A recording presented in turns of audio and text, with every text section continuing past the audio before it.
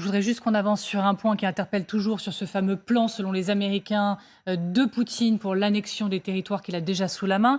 La menace potentiellement qui serait renouvelée du nucléaire.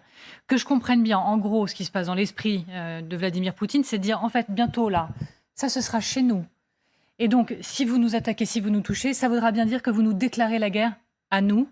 Donc ça justifiera la menace nucléaire à nouveau?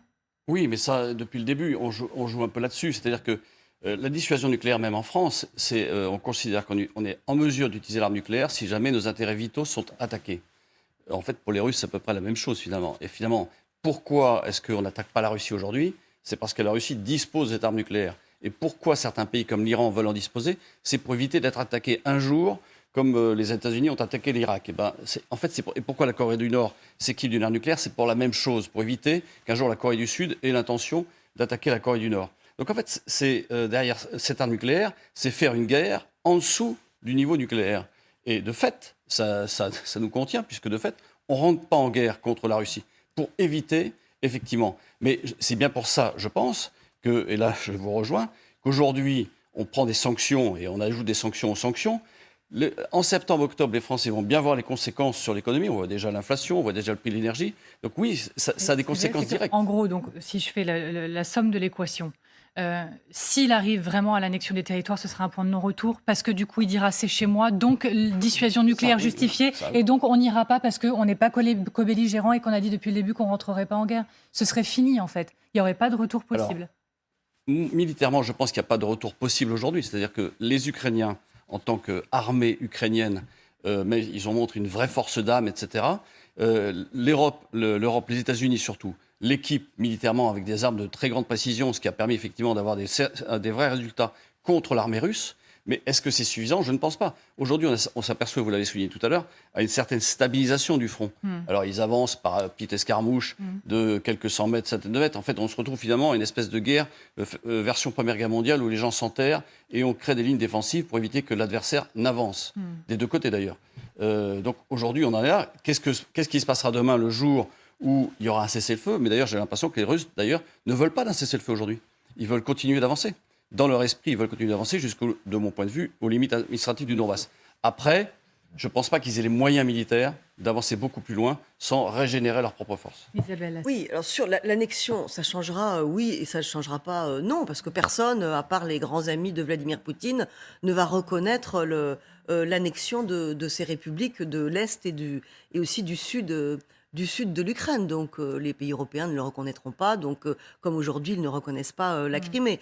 Ce qui est certain, c'est que Vladimir Poutine et les idéologues du Kremlin ont toujours les mêmes buts pour l'Ukraine. Ils ne cessent de le répéter chaque semaine. Et chaque semaine, ce sont des propos assez redondants sur la nécessité de effacer le caractère ukrainien de l'Ukraine. Alors après, c'est une guerre hybride. Donc Vladimir Poutine n'a pas seulement à sa disposition l'outil militaire, il a les cyberguerres, la déstabilisation politique. Et en fait, il peut tout à fait. C'est pas parce qu'il n'a plus les moyens de conquérir du territoire dans les semaines qui viennent qu'il n'a pas perdu son but de faire tomber l'Ukraine politiquement d'une manière ou d'une autre. Vladimir Poutine n'a jamais sans doute rêvé de pouvoir occuper militairement toute l'Ukraine, en tout cas pas depuis le raid raté à Kiev. Par contre, il a toujours sans doute pour ambition de décapiter le pouvoir et de mettre à la place une marionnette comme il l'a fait, comme il essaye de le faire en Géorgie, comme il le fait ailleurs. Et il l'utilisera en fonction des opportunités qui lui sont offertes et en fonction de la puissance, des possibilités de rebond de son armée, une manière ou une autre pour soumettre l'Ukraine. C'est ça surtout, soumettre l'Ukraine, en refaire une zone tampon entre la Russie et le monde occidental. Irina Dmitrichine, est-ce que vous dites, là vraiment, depuis le début, le temps est compté, et même par seconde, bien sûr, mais s'il y a annexion, s'il y arrive, vous dites, ça voudra dire point de non-retour, parce qu'effectivement, il pourra dire menace nucléaire, parce que c'est chez moi, donc vous êtes des co-belligérants. C'est votre crainte profonde, là, qu'en septembre, en gros, ce soit terminé pour le Donbass? C'est là-dessus qu'il mise. Je rejoins Isabelle Lasserre sur le fait que nous, on n'a pas reconnu. Donc il peut considérer que c'est à lui. Maintenant, de quelle point on se pose nous. Les Ukrainiens ne vont pas abandonner. Il ne faut pas se laisser non plus avoir peur dans toute cette escalade et ne pas oublier que s'arrêter aujourd'hui, comme ce qu'on a fait en 2014, Poutine a utilisé les quelques années nécessaires pour récupérer ses forces et pour continuer. Ça veut dire que s'arrêter aujourd'hui en se disant bon, il s'arrêtera à la Donbass et il va s'arrêter là, c'est juste lui donner le temps pour reprendre quelques années plus tard. Donc on ne sera pas sorti. Alors, je dois laisser filer le général Gomard maintenant. Je voudrais juste lui soumettre du coup quelques mots, profiter de son expertise avant qu'on continue d'avancer ensemble.